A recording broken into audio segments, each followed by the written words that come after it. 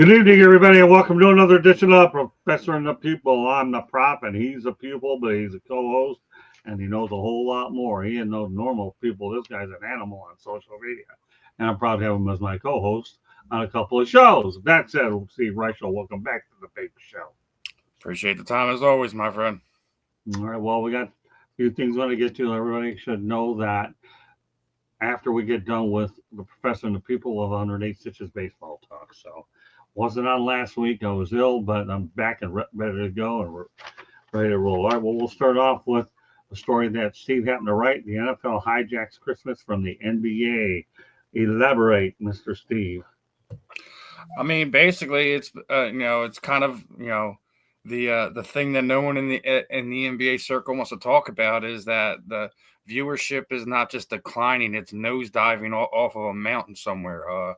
The NFL, has not just taken over popularity, but the numbers show it. I mean, the Christmas games alone used to be, you couldn't touch the NBA. The NBA owned Christmas. You couldn't do anything about it, to the point where the NFL would do whatever they could to stay away from it, just because they didn't want to go head to head with the NBA. When we're talking about 10 years ago or more now, but over the last decade or so, the popularity of the NFL has soared, skyrocketed, gone into international markets, things of that nature, and the NFL is actually blowing NBA out of the water. It's not close anymore, and to the point, even if memory serves me, Patrick Mahomes has specifically asked if they could spearhead that Christmas evening game to go head to head with the NBA. So if you have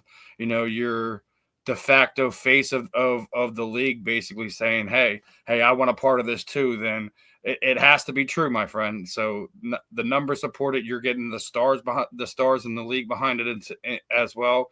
I don't think there's anything much the NBA can do anymore to try to slow down their steady decline, popularity, viewership, and everything in between. Well, I'll tell you what I've seen. Excuse me. I've seen both sides of the Christmas equation. I remember years ago, I'm up in Orlando, and I had lunch with Brent Musburger, and it was pretty neat to watch the Pistons and the Magic over at their arena out there. Then I saw the Lions and the Miami Dolphins on Christmas Day, so they're definitely great spectacles. But let's not kid ourselves. What you're saying is totally true. The NFL is blowing away the NBA big time. The NFL doesn't have to use gimmicks like a play-in tournament or the in-season tournament, the NBA Cup, or any of that. The NFL simply is the NFL. You know, and that's all there is to it. So why not get a piece of that Christmas action? And they're doing everything on streaming. Who knows what's going to happen? I think it's something that the NBA should be afraid of itself there, because the NFL is the big brother. The NBA is lagging behind by the day, and it's getting ugly. That's just simply it. NBA Your was the story big nails brother. it. Now little brother's officially grown into his own and is have big brother running around scared, so to speak. Exactly. Point well taken. All right, let's move on to the next topic. And one that I really love to talk about, Tony Stewart's venture and to NHR Top Fuel win. He went, get this, 317.42 miles per hour. Stewart's top speed for his first career NHRA Top Fuel Dragster win in Las Vegas. My goodness, I love speed. I see myself once in a while going on an interstate hitting over 100 miles an hour. Thank God Candy has her tablet or she's sleeping and she doesn't see it. But when I do it, it's an energy, adrenaline rush. But for Tony Stewart, you've done everything in NASCAR that you can do anyways. He's been a NASCAR champion and so forth. But what are your thoughts about Tony Stewart's dive into NHRA? Look, he's owned NASCAR for what, the better part of 10 years. I mean, Right. everyone talks about Dale Jr., but Dale Jr. wasn't getting those checkered flags. He was in wrestling terms, he was the baby face of the organization. You know what I mean. And Tony Stewart was the bad boy, was the heel, so to speak. And he owned NASCAR with a golden fist, so to speak. And as a lot of these guys getting older and going into different ventures, I believe more it was Tony Stewart's wife that kind of pushed him towards Top Fuel and NHRA. And if I remember correctly, her team was first before Tony started doing his own thing. And even to the point where he ends up subbing for her team when she can't race and make things of that nature. And I think that first win was in her car, not his car. No kidding. So I mean, it's a family affair, and I mean that's a great thing when you have a partner. Like obviously Tony's the big name, but you have a partner that is so involved in what you do, and she's trying to find her own niche inside of what he's doing.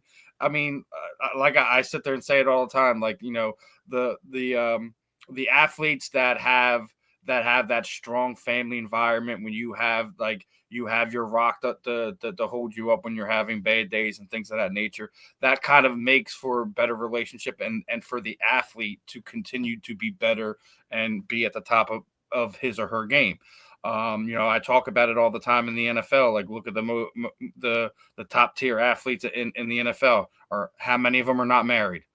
Zero, none of them. Right. So it's one of these things like where you that's something you have to pull from and take from, and that having his wife sitting there doing her thing on top of him, they both have Top Fuel teams that down there at NHRA. So it's like it's one of these things where you have to love it. And the people who are NASCAR fans are now you're getting them to kind of roll over to NHRA too, which is what you want, because I mean if you really think about it, there's really like only one or two names that pop out when you think of Top Fuel and things of that nature. So it's good to see Tony Stewart in it. It's good to see him that he's continuing to compete at a high level, and hopefully his teams can start to try to attempt to catch up to the family that owns NHRA.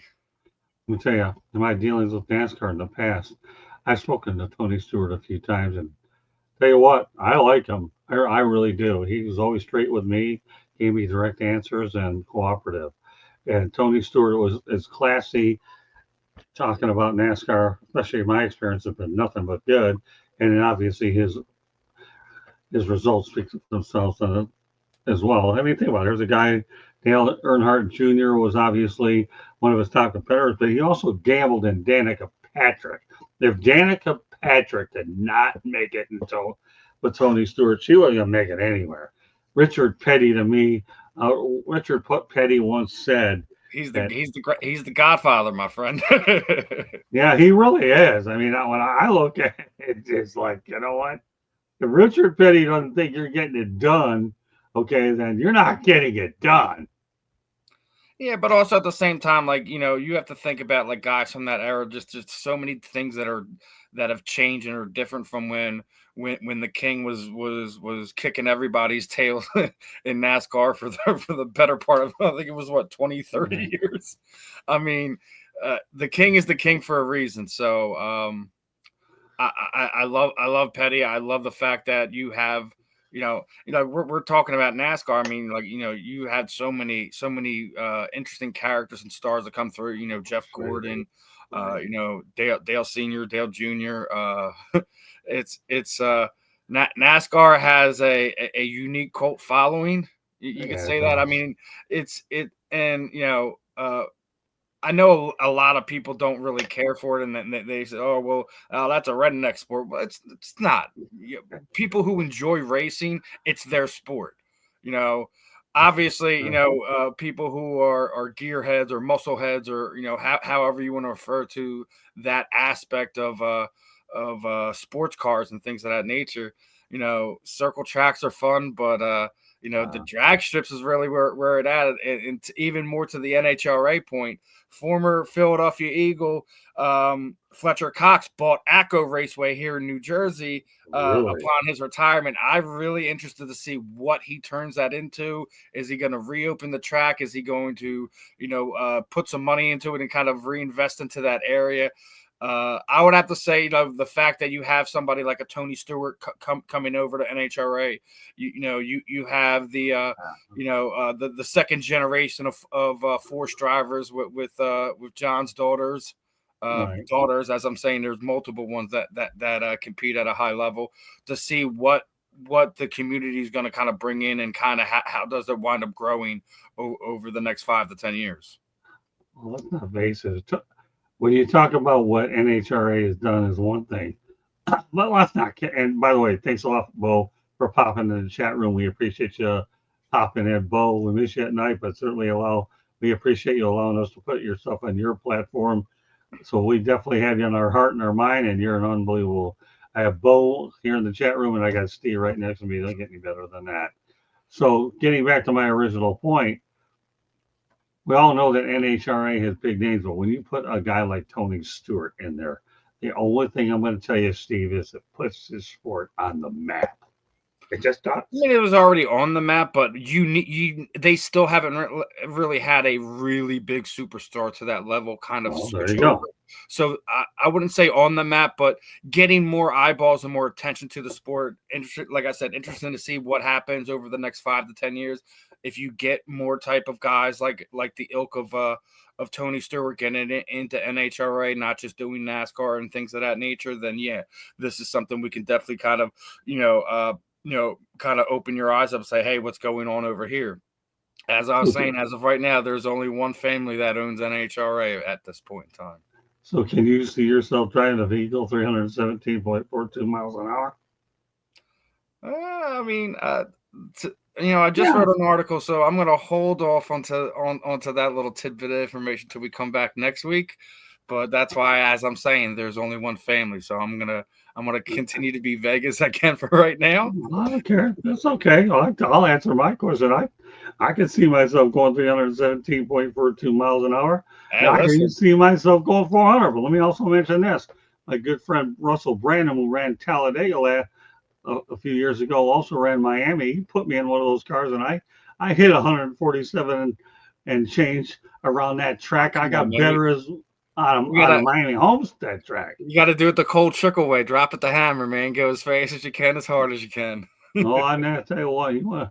I'm a big energy rush guy, pal. I am. You go out there and stick me with caffeine is one thing. You stick me in a stock car, it's another. When I told my significant other that this is the greatest day of my life, and even over a wedding, so well, 1A and 1B, she definitely had to come out and see this because she was taking pictures because she knows what a junkie I am getting behind a vehicle. And now you were on the track. I want to ask you something.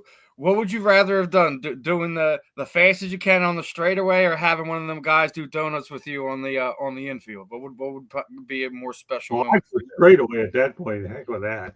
I don't need donuts. If I want them, I'll go to Dunkin' Donuts. I don't need those. But I'm just being honest. Fair enough. I'll go to Dunkin' Donuts, but I want a straightaway. You give me a straightaway, and I put my foot on the gas. That's why they call me a lead foot. And I'm the interstate intimidator. Don't you forget that. Really, seriously, really, I'm the interstate intimidator. Forget about Dale Earnhardt. I'll tell you, you get behind me and I see these guys getting slow. I put my foot on the gas and oh, Nelly. That's old Keith Jackson would say. But I'll tell you one thing. I just enjoy speed, man. I am. I really see it.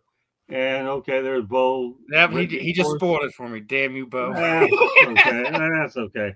Don't worry, Bo. We're going to have more conversation on her next week, but thanks for bringing her up as well. I'm glad this guy, but they have a need for speed. Come on. I don't care how old I am. You stick me one of those bad boys, give me I hate to say, a quick lesson on how to deal with those stick shifts. And once I get that thing in the right gear, boom, I'm gone. The Miami Homestead was when I had a chance and I have a certificate in my living room. It has a speed, and I'm proud of it. But the need for speed, Brittany Force, all-time speed. Yeah, we'll talk about it next week, but in more detail. And by the way, if you ever want to come on, Bo, this particular show, since it's early, you're welcome to come on. The professor and the pupil. It won't matter if you don't. We appreciate you contributing in the chat room. With that said, we're going to go to Candy Ebley for a station break. Go ahead, Candy. You are listening to the South Florida Tribune YouTube channel. If you see that red subscribe button in that lower right-hand corner, click it, like us, share us with all your friends and family. The South Florida Tribune Publishing Company published a book, Lessons from the Microphone, tuning into the enduring wisdom of visionary leaders. It is written by our host, Scott, the Motor City Madmouth Morganroth, And yes, the speed demon, Morganroth, too, might I add.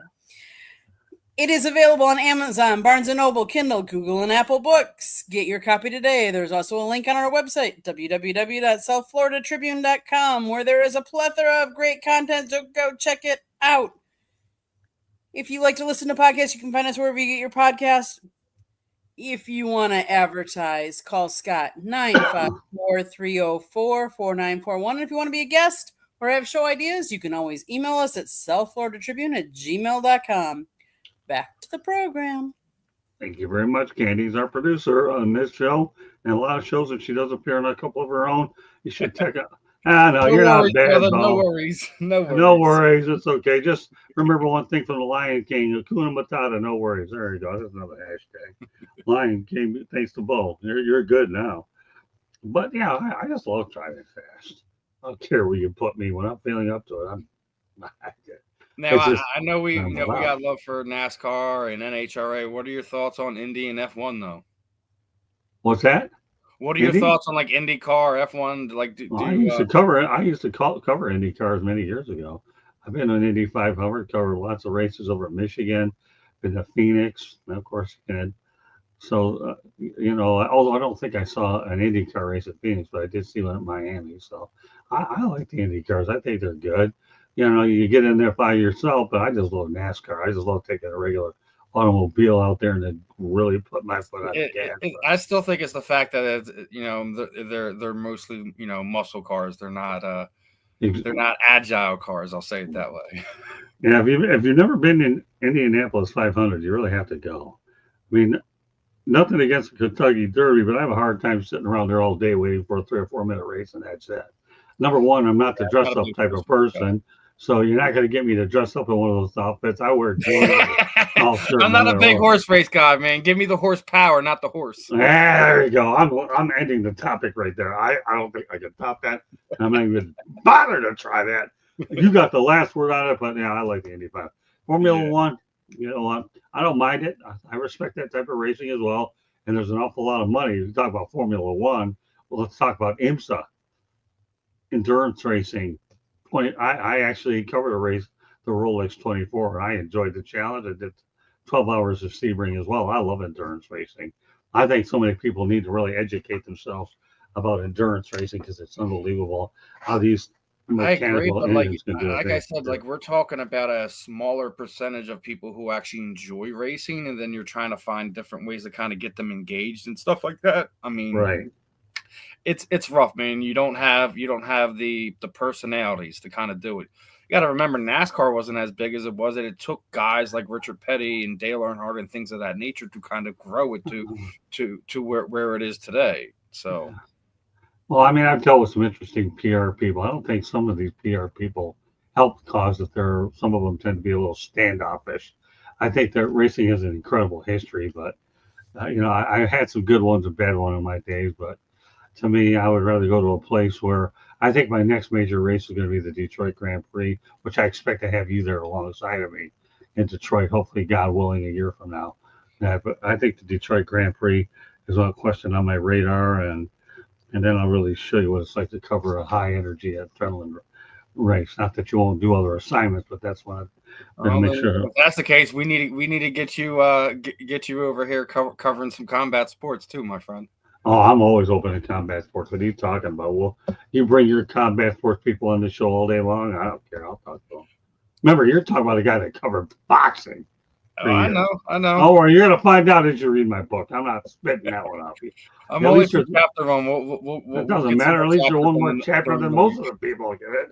No, I'm all right with combat sports. You want to get me to talk about it? I'm open-minded to anything. I really could care less. All right. So next topic that we're going to talk about, the NFL Washington Commanders are going to build their new stadium at the old RFK site. I've seen games there when the Washington Redskins were there. Great location for sure. And the one thing about that is when the Washington NFL team is there, the DC will actually have all 4 major sports within the district. They're talking range between $3.7 billion to $4 billion to build a stadium. Josh Harris is going to put about $2.5 million of his own money. So this is unbelievable. I'm glad that they are able to utilize that old site and bring football back to the district. What are your thoughts about it? Yeah, I mean, they're still they still have to raise, I think, like 1.1 through taxpayer dollars to get that going. But Josh Harris, he's been trying to get both of his organizations into new stadiums, regardless of new locations or whatever. Um, being that the whole debacle that was the Dan Snyder era kind of ran them out of. I mean, it was Cook at first, but like Dan Snyder's kind of really kind of put his stamp on the move out of the DC area. There was a time where they were going to go to Virginia, then that fell through, and they wound up going to Maryland. So, they've been there since what 96, 97, something 98, Right. something like that. So, I mean, we're talking that they haven't been there in well over a decade. As you're sitting there saying, this now kind of completes the circle of having all their major sports franchise back into the city. The RFK site, you obviously had to do something with it. They just let it deteriorate. I think that was the kind of the worst part about it. Like you didn't do anything with it, and it was actually, let me correct you on that. They did bring the Washington Nationals in for a period of time, and they've had MLS in there as well until they were subsequently able to get new stadiums. So I've seen some really stadiums that have gone really, really bad. But thankfully, RFK wasn't as bad as some of those train wrecks. I ought to know the Pontiac Silverdome once it lost its roof. Oh my God, that was. I'll say this one. Like, listen, the FedEx Field wasn't any better. Anyone who paid attention to the team over the last few years, you had some fans falling over because the guardrails are falling down. Jalen Hurts almost gets hit with the guardrail. I mean, it was time for something to change, and I'm glad that they're back in there. From the initial reports, they're looking to kind of redevelop the whole area. They're looking to have a dome stadium. They're looking to potentially bring the Olympics in at some point in time. They're doing a lot of things to kind of garner potential income interest, and the fact that if they do a dome stadium, that guarantees them at least a Super Bowl bid at some point in time over the next 10 years. So that's something that obviously the District of Columbia desperately would want and need. And Super Bowl, Olympics, top of the line stadium. I mean, you have to do something considering the way the franchise has kind of taken a complete U-turn over the last decade with how they looked last year under year two under the Josh Harris ownership with Magic Johnson and things of that nature. So I'm all for it. Obviously I'm the Philly guy, so I could care less about the stadium. Just I'm glad that they're getting one because it was sorely overdue. Well, not only that, I mean, I was actually at that stadium as well, the newer one and RFK, and that was when it was relatively new. But there was no way they would ever get a stadium with Dan Snyder as the owner. But here's the thing: the lease expires at that current location at 27, but Harris obviously has the ability to stay there until 2030, until the other one's done. People in Washington are just doing cartwheels over the fact that this deal got done with very little politics involved. It went pretty smooth from the beginning. So, with that said, our final topic of the night: the NFL draft outdrew the NBA Finals. Oh, tell me something new. Okay, but if you want numbers, 13.6 million for round one, meaning round one. For the NFL draft, 12.2 million peak average viewers for the 2024 NBA Finals. Oh, Nelly. It's just reiterating what we were saying earlier, man. Like the fact that the NFL draft averaged that average, not their peak, that was the average. So who knows how much more of it like went into it with the other two rounds of what the overall viewership was. It looked a little close, but we're talking about the NFL draft compared to last year's NBA Finals. We're talking about again, a sport that is absolutely no diving with the people who are entertained with the sport, the people that are supporting the sport and following the sport on a regular basis. And it just goes back to how these superstar athletes are doing. how they go about load management, how the game is being played, Right. to how it was played, 10, 20 years ago, all plays into the fact that the NFL draft is now a bigger spectacle than the NBA finals is just something that the brain trust over there at the NBA. They need to figure something out. It's not an in-tournament series. It's not a playing for the playoffs, which I think is absolutely the biggest crock of BS that there is. There's freaking 82 games if you can't figure out who are the top 8 teams in each conference after 82 games. I don't know what to tell you anymore. I'll tell you one thing, believe it or not, we talk about the play-in tournament. Miami Heat, though, were the 10th seed, and they actually got in by beating the Atlanta Hawks. But yeah, I have no use of the play-in tournament. I think it's a joke. I think teams have to play better, and the NHL doesn't have that problem. A lot of their games, though, actually later part of the year, our teams jumping over each other, so you have to be playing the right hockey at the right time. Also, great show tonight. So what I want you to do right now, Steve, is this: I want you to let everybody know all the different shows that you have on our network. I want to point out to our audience that now Steve's operation and mine are combined. He does broadcast off of our StreamYard feed. So if you don't see me on there, you're going to see Steve.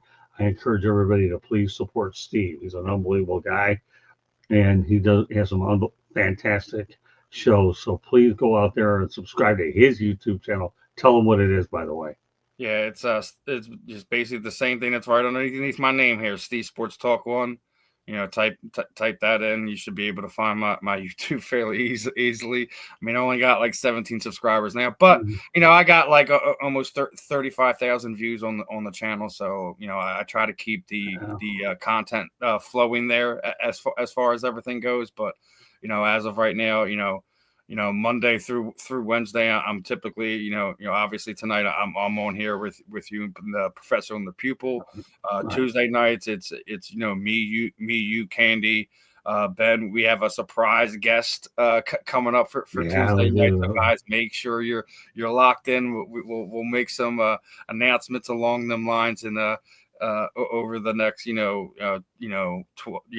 to 24 hours, and Wednesday mornings is the fan in the end with me and Ben Troop, and we try to talk everything from obviously it's football derived, but we always touch a little basketball, a little baseball. We'll probably get a little bit more heavy into those as basketball is coming up into heavier into the playoffs, and baseball is starting to hit its stride as we're heading into the first full month of the season. Well, Ben's a Braves fan. I'm a Phillies fan. So you're going to get a little chippiness out of us as far as the baseball content goes. But I also host a show called the Parting Shot. I typically try to do it, Sunday evenings, afternoon. And what I like to do on that program is bring in some of our combat sports athletes, boxers, MMA fighters, bare knuckle fighters, jiu-jitsu competitors. We'll probably like at some point in time bring some coaches on, talk about some things of that nature. That this past weekend, I kept myself busy. I had former UFC veteran, Ultimate Fighter veteran. This guy fought for Bellator. He's fought for BKFC. He just signed a multi-fight deal with the BYB promotion, which is the other promotion down there in the Florida area. And we had a great interview. Almost like a hour and 40 minutes long, and we talked everything from some of the stuff that happened in life. I brought in former Bellator fighter, former Strikeforce fighter, Muhammad King Mo Lawal. I had a great interview with him. We talked everything from wrestling to, he has a business partner, teammate that he works with on a regular basis, and they're trying to bring a new promotion down there to the Florida area, whether, it's going to be a mix of everything between, pro wrestling, boxing, MMA, Muay Thai. He wants to kind of incorporate all that into the potential venture that he's going to do. And then, late last night, I brought in, WBC silver champion, Kalila, the Pink Tyson Karuni. She has a big fight in Tennessee with the Country Box promotion. She's 2 fights away from a really big one. She's had a rough few years. I had a coach drop her last minute in one of her last fights, and she's still wearing that baggage. It's a rough thing when you have somebody kind of give up on you like that, and to see how she's overcoming it, all that stuff, and where she is, like both physically, mentally, and things of that nature. I'm really looking forward to seeing her fight this. We're less than 2 weeks away now, so make sure y'all are tuning into that. I think the Country Box thing is going to be on YouTube, but it's also going to be on the Triller app as well, depending on how everyone consumes their combat sports these days. You can check it out on YouTube or make sure you grab the event on Triller. Either way, make sure you guys are supporting Kalila. And then this next week, I got a BKFC fighter and then an amateur fighter from Ohio. And then, as I just told you a few hours ago, I got a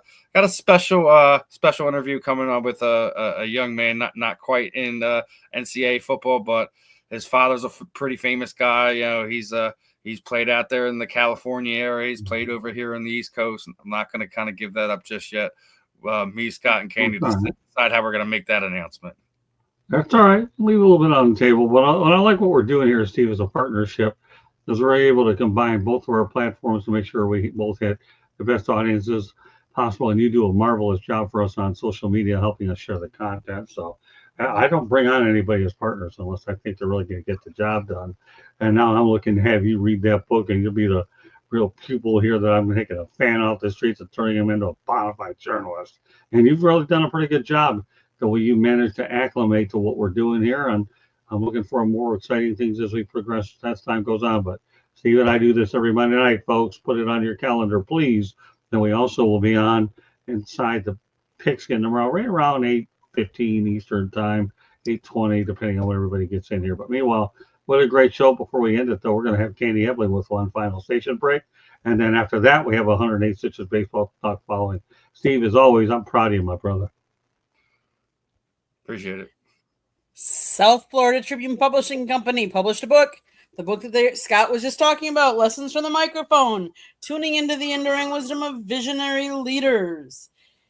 Again, it was written by Scott, talks about his 40-plus years in the media industry and how it has evolved and changed. Old school media versus new school media. Get your copy today, available on Amazon, Barnes & Noble, Kindle, Google, and Apple Books. There's also a link on our website, www.southfloridatribune.com, where there is a plethora of great content. So go check out the website. If you like to listen to podcasts, you can find us wherever you get your podcast. If you see a red subscribe button in that lower right-hand corner, that means you have not subscribed to us yet. And honestly, I don't know why you haven't, but please do so and share us with all your friends and family.